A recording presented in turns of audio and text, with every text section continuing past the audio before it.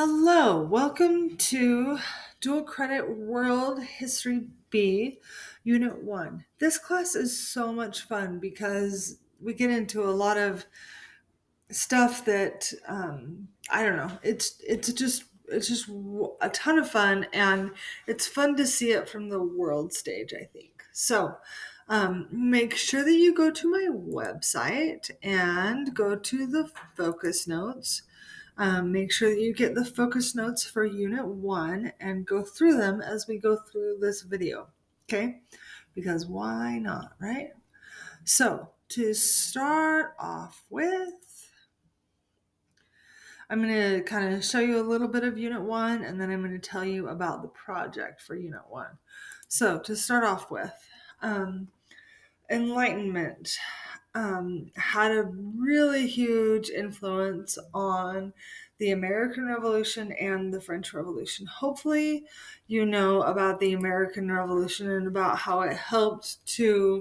um, it helped in writing the Declaration of Independence and helped to kind of give us an idea of what it was that we wanted to have. And it just made both of the revolutions to realize, like, hey, you know what? We don't need to have a ruler that's in charge of our lives. We can take um, some some control, and we have these natural rights that we believe that we are entitled to because we are people and stuff like that. So really cool stuff. Okay, so then we have Napoleon, who went through France and kind of tried to conquer the world for France at this time. And at the end, it ended with the Congress of Vienna. And the Congress of Vienna ended up being really important because it kind of brought to pass the League of Nations, the kind of Europe. Um, the what would later become the United Nations, stuff like that. So that was the whole thing. It was the Napoleonic Wars were actually very terrible. Okay, I love the political cartoons about new imperialism like this. You'll have one of these in one of your discussion posts where you talk about what what the different leaders in the world were trying to do. And really, Japan, the UK, the United States, all of those were just kind of trying to take a piece out of what was in the world, and kind of trying to make colonies for their own countries. Okay, so then we have, here's another political cartoon about social Darwinism. And the idea of social Darwinism is kind of survival of the fittest, um, except for it applies to people, which is kind of a terrible way to look at it. And it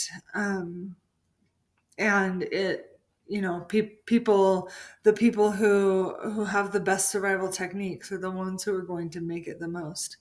And this political cartoon shows these people, the workers in this era, compared to the Middle Ages, and the robber barons are over here. This is just the kings and stuff like that. So kind of a terrible way of looking at it, really.